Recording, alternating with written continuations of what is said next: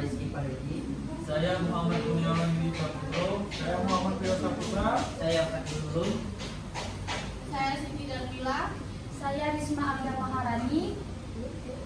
Baik, pada kesempatan kali ini kami akan mempresentasikan yaitu tentang pengelolaan obat di apotek.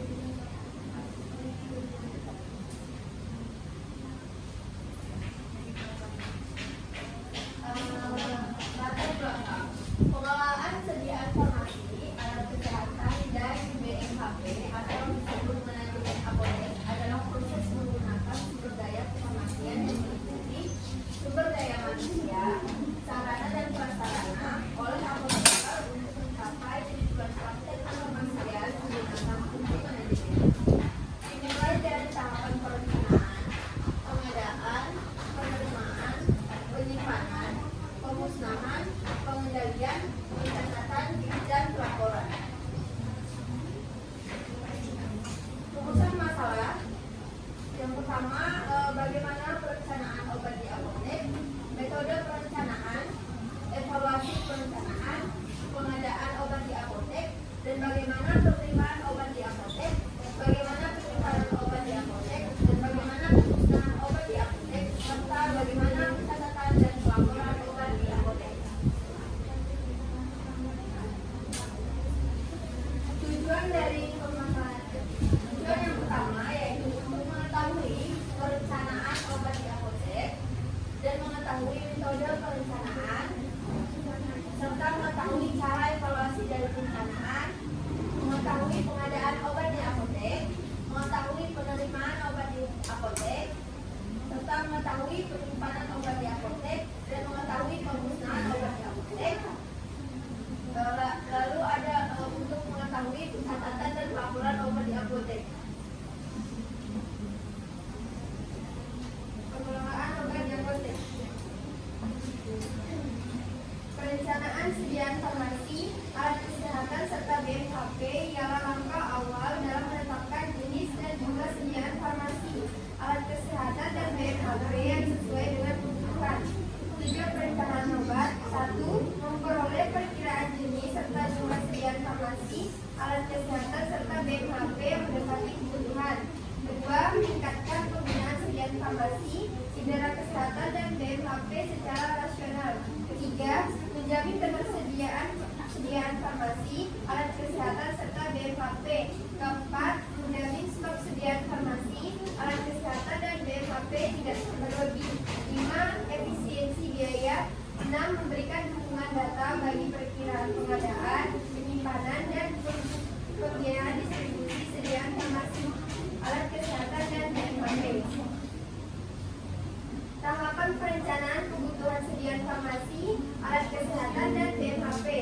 Persiapan dengan komoditas yang akan disusun perencanaannya, pengumpulan data yang diperlukan, data penggunaan sediaan farmasi, alkes, BMHP, periode sebelumnya, data konsumsi, dan sisa stok dan morbiditas. Penetapan jenis serta jumlah sediaan farmasi, alat kesehatan dan BMHP yang direncanakan menggunakan metode perhitungan kebutuhan, evaluasi perencanaan dan revisi rencana kebutuhan obat jika perlu. Selanjutnya metode perencanaan obat. Metode dan strategi perencanaan dapat ditujukan untuk penggunaan dalam menyiapkan dan menyesuaikan biaya, perencanaan dan pengembangan layanan. Pemilihan metode perhitungan kebutuhan berdasarkan pada penggunaan sumber daya dan data yang tersedia. Metode tersebut merupakan metode konsumsi, metode morbiditas, dan metode proxy consumption. Yang pertama itu metode konsumsi. Berdasarkan pada data konsumsi sediaan farmasi, metode ini seringkali dijadikan asumsi yang paling sempurna pada perencanaan sediaan farmasi. 4 klinik yang sudah mapan umumnya menggunakan metode konsumsi. Selanjutnya ada metode morbiditas, merupakan perhitungan kebutuhan obat berdasarkan pada pola penyakit. Metode morbiditas memperkirakan kebutuhan obat tertentu berdasarkan dari jumlah, kejadian penyakit, serta mempertimbangkan pola dasar pengobatan dan menangani penyakit tertentu. Yang terakhir itu ada metode proxy, pengeluaran obat berdasarkan data kejadian sakit, konsumsi obat, permintaan atau penggunaan, atau pengeluaran obat dari apotek yang telah memiliki sistem pengelolaan obat dan mengekstrapolisikan konsumsi, atau tingkat kebutuhan berdasarkan cakupan regulasi atau tingkat layanan yang diberikan. Evaluasi perencanaan. Untuk menjamin ketersediaan obat dan efisiensi anggaran perlu dilakukan analisa saat perencanaan. Evaluasi perencanaan dilakukan dengan cara berikut. Yang pertama, analisis ABC, yaitu pengelompokan berdasarkan anggaran. Kelompok A menyerap 70% anggaran, pengendalian ketat, monitoring bulanan. Kelompok B menyerap 20% anggaran, monitoring 1-3 bulan. Kelompok C menyerap 10% anggaran, monitoring longgar 2-6 bulan. Kemudian yang kedua, analisis PEN, pengelompokan berdasarkan prioritas kesehatan. Yang pertama, vital, obat penyelamat nyawa. Kekosongan tidak boleh terjadi. Kemudian esensial atau obat utama, kekosongan maksimal 48 jam. Sedangkan obat non esensial atau obat penunjang, kekosongan bisa lebih dari 48 jam. Yang ketiga, economic order quantity atau EOQ, metode menentukan jumlah pesanan optimal, meminimalkan biaya penyimpanan dan pemesanan, asumsi, permintaan konstan, penerimaan instan tanpa diskon. Just in time, perencanaan untuk obat dengan kebutuhan terbatas, fokus pada obat jarang dipakai, cocok untuk obat mahal dengan masa kadaluarsa yang pendek. Kemudian safety stock atau SS, persediaan tambahan di luar permintaan normal, mengintegrasi fluktuasi permintaan dan waktu tunggu, menggunakan pendekatan probabilistik untuk menjaga tingkat pelayanan. Pengadaan obat. Definisi pengadaan obat. Proses sistematik untuk memenuhi kebutuhan obat secara efektif dan efisien sesuai keputusan Menteri Kesehatan Nomor 73 Tahun 2016. Tujuan utama: 1. Menyediakan obat berkualitas tinggi. 2. Mendistribusikan obat secara merata. 3. Memastikan jenis dan jumlah obat sesuai kebutuhan pelayanan kesehatan. 4. Menjamin efektivitas dan efisiensi dalam pengelolaan sediaan farmasi. Prinsip pokok pengadaan. 1. Fokus pada obat genetik untuk efisiensi biaya. 2. Membatasi daftar obat yang akan dibeli. 3. Melakukan pembelian dalam jumlah besar untuk efektivitas. 4. Melakukan monitoring ketat terhadap proses pengadaan. Tahap utama pengadaan. 1. Persiapan. Mengumpulkan data obat dari catatan penjualan dan buku detekta. 2. Pemesanan. Menyiapkan surat pesanan dengan minimal 2 rangkap untuk tiap supplier. 3. Menerima penerimaan. Pengecekan kesesuaian barang dengan faktur pesanan. 4. Pencatatan. Dokumentasi detail pembelian termasuk nama obat, batch, expired date, dan lain-lain. Pembayaran dilakukan sesuai jatuh tempoh dengan memperhatikan anggaran. Penerimaan obat. Definisi. Penerimaan obat adalah proses kritik dalam manajemen farmasi yang memastikan kualitas dan keamanan sediaan obat sebelum didistribusikan. Tahapan utama penerimaan obat. 1. Pemeriksaan dokumen. Cocokan lembah permintaan dengan kiriman barang. Verifikasi sesuai pesanan. 2. Pemeriksaan isi obat. Periksa kondisi kemasan, segel dan label. Verifikasi nama, bentuk, kekuatan sediaan. Pastikan kesesuaian antara dokumen dan barang fisik. Hal-hal kritis yang harus diperhatikan: kondisi kemasan, utuh dan baik, kebenaran identitas produk, pemeriksaan nomor batch, kontrol tanggal kadaluarsa, tindak lanjut bila tidak sesuai, kembalikan ke supplier buat laporan penerimaan obat secara rinci, dokumentasi setiap tahapan pemeriksaan. Penyimpanan obat. Definisi penyimpanan obat adalah proses kritis untuk menjaga kualitas, stabilitas, dan keamanan sediaan farmasi. Menurut Permenkes nomor 73 tahun 2016, diantaranya adalah wadah penyimpanan obat disimpan dalam wadah aktif pabrik. Jika ditindakan, hindari kontaminasi dan pastikan pemberian label yang jelas berisi nama obat, nomor batch, dan tanggal kadaluarsa. Kondisi penyimpanan.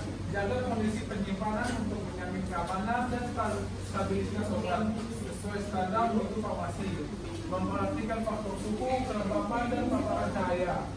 Larangan penyimpanan larangan penyimpanan. Area penyimpanan obat harus steril dan bebas dari bahan lain yang dapat menyebabkan kontaminasi. Menjaga kualitas sediaan farmasi. Sistem penyimpanan. Susun obat secara alfabetis dan berdasarkan kelas terapi untuk memudahkan penelusuran dan manajemen persediaan. Sistem distribusi. Terapkan metode FIFO first expire first out atau FIFO first in first out untuk distribusi obat yang efisien dan meminimalisir risiko kadaluarsa. Pemusnahan obat. Pemusnahan obat kadaluarsa atau rusak. Obat kadaluarsa atau rusak dimusnahkan sesuai jenisnya. Narkotika dan psikotropika dimusnahkan apotek dengan disaksikan dinas kesehatan. Obat lain dimusnahkan apotek dengan disaksikan.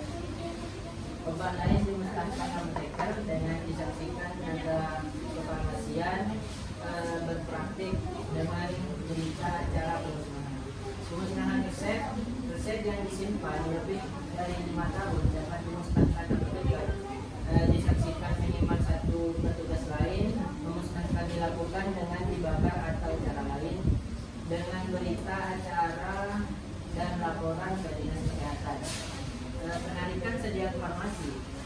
Penarikan dilakukan pemilik izin edar berdasarkan perintah BPOM atau inisiatif seperti voluntari dengan laporan ke kepala BPOM. Penarikan alat kesehatan dilakukan terhadap produk yang izin edarnya dicabut oleh Menteri. Pencetakan obat. Penerimaan obat. Formulir rencana penerimaan. Dokumen yang mencatat informasi tentang obat-obatan akan datang berdasarkan pemberitahuan dari panitia pembelian. Berguna untuk perencanaan dan persiapan stok. Buku harian penerimaan barang. Catatan harian yang mendokumentasikan detail penerimaan obat, termasuk jenis, jumlah, tanggal, dan sumber penerimaan. Penyiapan obat. Kartu persediaan obat. Dokumen yang mencatat stok obat secara menyeluruh membantu dalam pelacakan jumlah dan pergerakan obat di apotek. Kartu stok induk. Catatan stok yang ditempatkan dekat dengan stok fisik memudahkan pengecekan langsung dan memastikan akurasi persediaan. Pengeluaran obat. Buku harian pengelolaan barang. Mencatat semua detail pengeluaran obat termasuk jenis obat, jumlah tujuan, dan waktu pengeluaran. Buku laporan mutasi. Dokumentasi perpindahan barang dari bidang ke unit atau penggunaan, memastikan transparansi distribusi obat. Pelaporan obat. 1. Laporan internal. Catatan stok atau kartu stok. Merekam pergerakan stok keluar masuk untuk setiap produk dengan tanggal dan keterangan dapat dilakukan secara manual atau elektronik sesuai Permenkes nomor 73 tahun 2016. Yang kedua, laporan penjualan dan pembelian mencakup detail produk terjual, kuantitas, keuntungan, informasi penjual, serta catatan pembelian terperinci. Yang ketiga, laporan persediaan, kompilasi lengkap data persediaan termasuk informasi stok, pemasukan pengeluaran,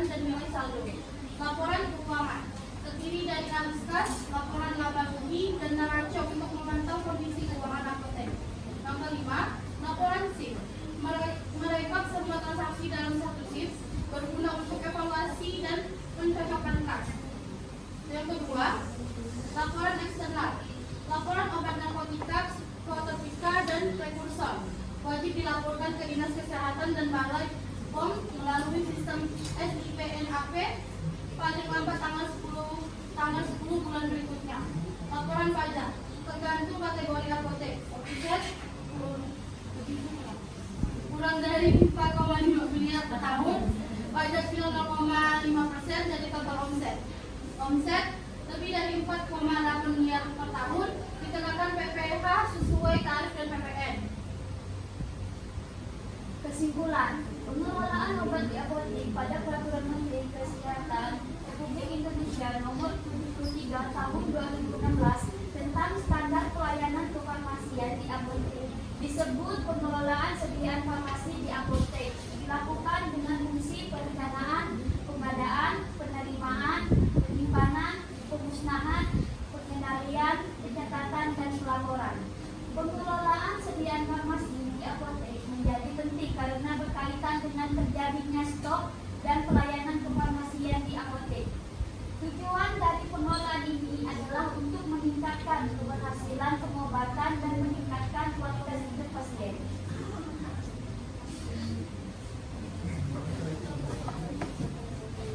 Baik, sekian presentasi kami terkait pengelolaan obat di apotek. Selanjutnya kami akan buka sesi tanya jawab. Silakan bagi teman-teman yang ingin bertanya untuk mengajukan tangannya. Silakan. Silakan maju ke depan. Sebelumnya perkenalkan saya Mutu Besaduga, saya dari perwakilan dari kelompok 4. Di sini saya akan bertanya bagaimana strategi penyimpanan yang tepat untuk apotek dengan ruang penyimpanan terbatas namun tetap harus menjaga kualitas obat dan efisiensi pelayanan.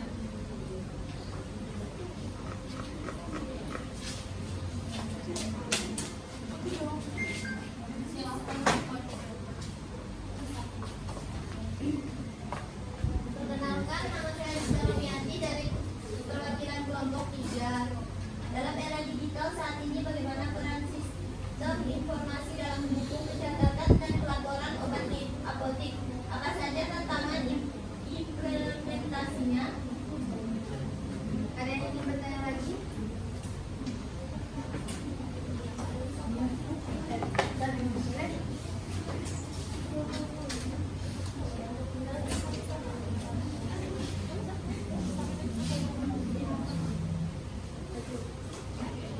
Perkenalkan saya Anggi Rahman dari perwakilan dari kelompok 1. Dalam metode perencanaan obat, apa perbedaan utama antara metode konsumsi dan metode mobilitas? Manakah yang lebih tepat untuk digunakan untuk apotek yang baru berdiri?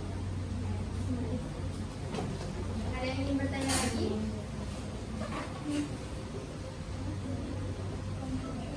Ya, silakan.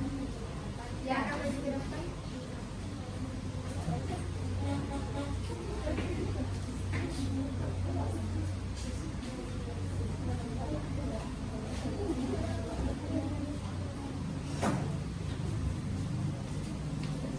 Perkenalkan, nama saya Bibiati dari kelompok 4. Bertanya, dalam analisis ABCDEF untuk evaluasi perencanaan, bagaimana cara menentukan prioritas pengadaan jika sebuah obat masuk dalam kategori C, tetapi termasuk dalam kategori B atau misalnya? Baik, terima kasih atas pertanyaan yang telah diajukan. Selanjutnya kami akan menjawab pertanyaan dari teman-teman. Baiklah, saya akan menjawab pertanyaan dari Kuda, perwakilan dari kelompok 4. Bagaimana strategi penyimpanan yang tepat untuk apotek dan ruangan penyimpanan terbatas namun tetap harus menjaga kualitas obat dan efisiensi pelayanan? Strategi yang dapat diterapkan yang pertama, menerapkan sistem FIFO dan FIFO secara ketat, lalu menyusun obat secara alfabetis dan berdasarkan filosofi untuk memudahkan pencarian. Yang ketiga, mengoptimalkan penggunaan lab dan space dengan sistem penyimpanan vertikal. Yang keempat, melakukan kontrol stok secara rutin untuk menghindari penumpukan obat. Yang kelima, menerapkan sistem just in time untuk obat-obat tertentu yang memiliki permintaan dapat prediksi.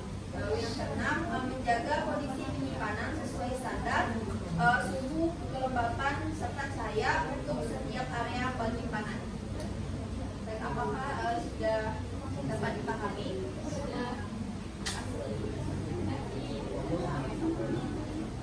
Baik, selanjutnya saya akan menjawab pertanyaan dari Andi dari kelompok 1.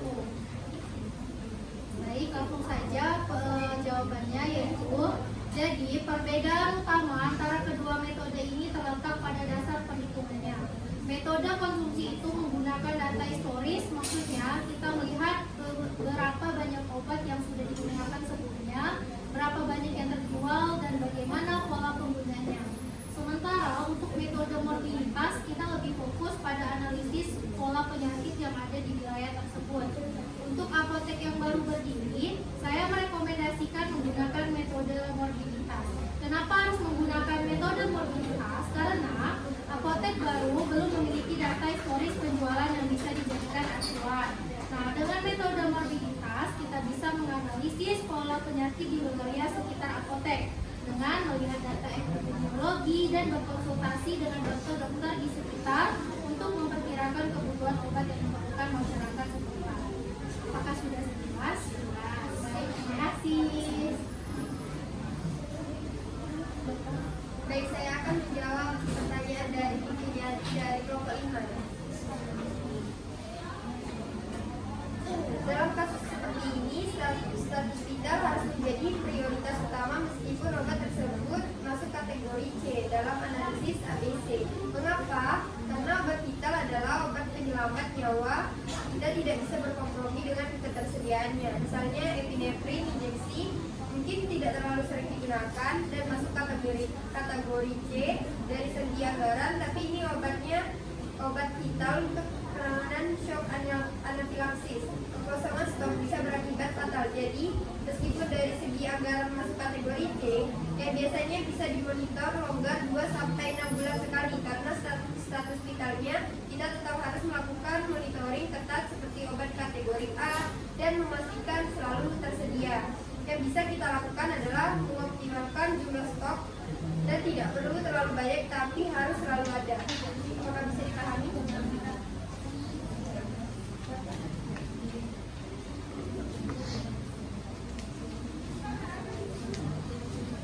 Baik, saya akan menjawab pertanyaan dari Rizka Fiana.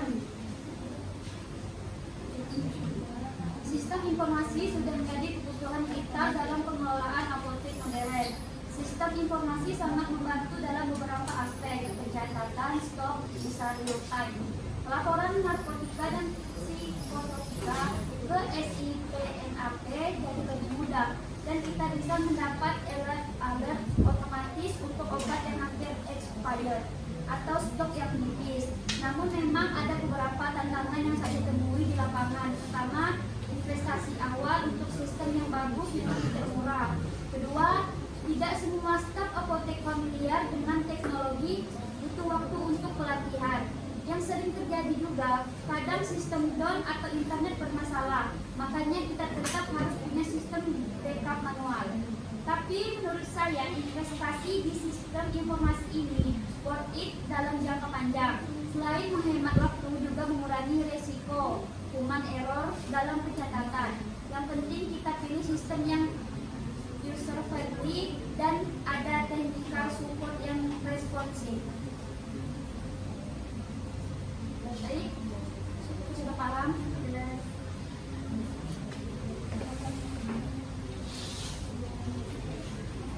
Baik, sekian presentasi dari kelompok 2. Kami mohon maaf jika ada